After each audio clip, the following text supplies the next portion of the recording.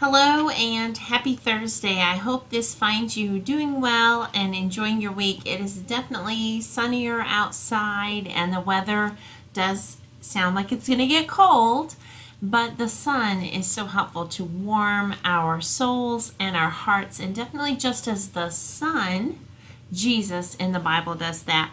I wanted to continue a little further in our readings in the book of Luke.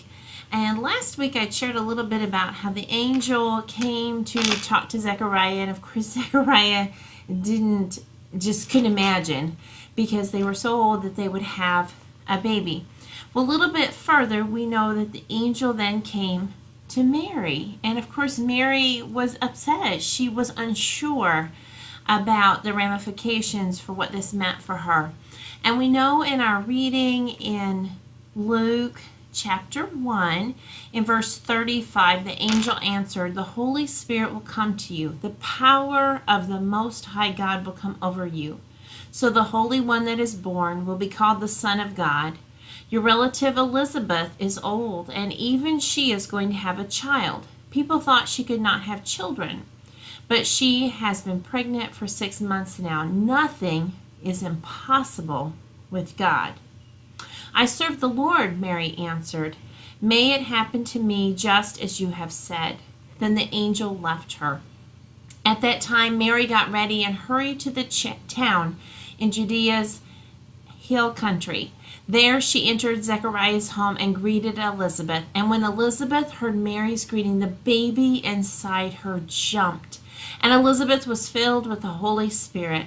In a loud voice, she called out, "God has blessed you more than other women, and blessed is this child you will have. But why is God so kind to me? Why has the mother of my Lord come to me? As soon as I heard the sound of your voice, the baby inside me jumped for joy. You are the woman God has blessed. You have believed what the Lord has said to you will be done." What a greeting. What an exchange. The baby jumped with joy when she heard the voice of the mother of her Lord. I haven't always thought about and stopped and paused at those verses, but we respond when we hear the voice of the Lord, and we know his greeting, and we know he is nearby. We feel his presence. To me, that's a powerful image that the baby, John, inside of Elizabeth's body, responded with joy, jumped by the near presence of the Lord Jesus Christ. Now, I don't know about you, but if Jesus had a way to just be right here physically, because I know he's here in my heart, and I know he's here, but I can't see him. But I know if I could see him, I would jump for joy. But I should jump for joy every single day because he's in my heart. And that brings me peace. This coming Sunday, we're going to light the Advent candle for the candle of peace. And that is part of what Advent is about. Knowing Jesus' presence brings us peace. And the children are going to receive a paper ornament. And last week I went ahead and just gave every family one. I decided I had plenty. And so this week you get a sneak peek if you're going to be at worship. This is the ornament this week, and it says, "Hark the herald angels sing." And of course on the back it has the words to hark the herald angels sing, and it talks about peace. His loving mother smiles as they bow to see the child. Cows and donkeys gather there. Kings and shepherds stop and stare. Mary holds him close and warm. Joseph keeps him safe from harm. Angels hover low to see. Christ is born for you and me. Hark the herald angels sing, "Glory to the newborn King." Did you hear the first word, though, of the second verse? Peace. Jesus brings us peace. Now, there are lots of ways that we bring peace. We bring gifts of peace. We bring words of peace. We bring just our presence of peace. Today, someone stopped by a church, and sometimes people leave us the best things ever. This is a piece of chocolate.